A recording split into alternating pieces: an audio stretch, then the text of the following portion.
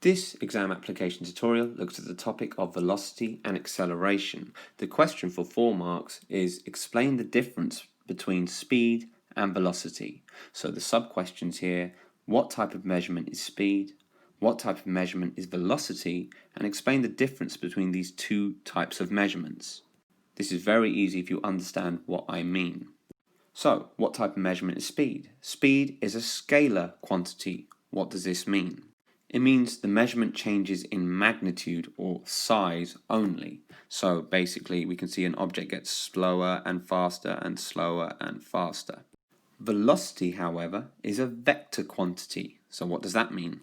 It can change in magnitude or size, in other words it can get slower and faster, and direction.